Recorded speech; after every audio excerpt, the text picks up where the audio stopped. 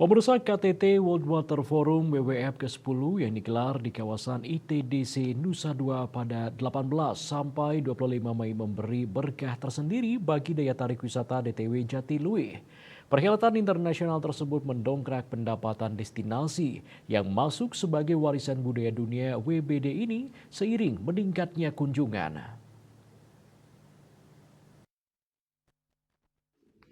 Manajer operasional DTW Jatiluwih John Ketut Purna mengungkapkan selama KTT WWF 2024, ratusan delegasi dari sekitar 20 negara datang ke DTW Jatiluwih.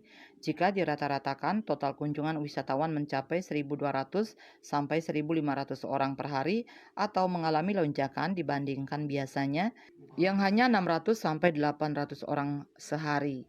Dibandingkan sebelumnya, peningkatan kunjungan selama kegiatan WWF hampir mencapai 50-100% per hari pada Mei.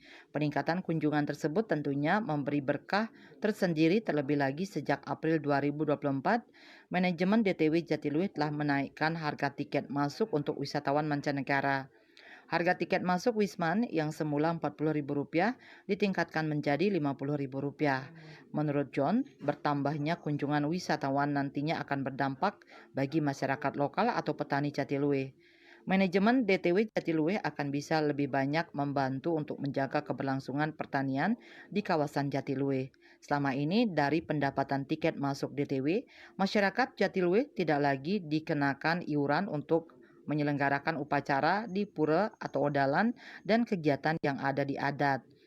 Sementara manfaat yang didapat petani tahun ini, manajemen Jatiluwih memberikan subsidi untuk biaya pemupukan hingga pengolahan lahan. Ia mengharapkan dengan semakin meningkatnya kunjungan wisatawan ke DTW, pihaknya bersama Subak di Jatiluwih akan menjadikan pertanian organik secara penuh.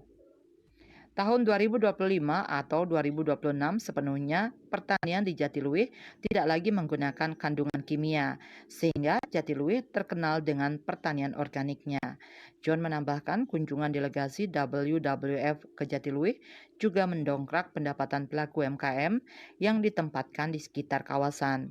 Itu tercermin dari transaksi kas desa Jatiluwih seperti beras merah, teh dan kerupuk yang menggunakan bahan baku dari beras merah. Semua produk ini cukup diminati oleh delegasi dan wisatawan yang datang ke Jatiluwih. Manik Bisnis Bali melaporkan.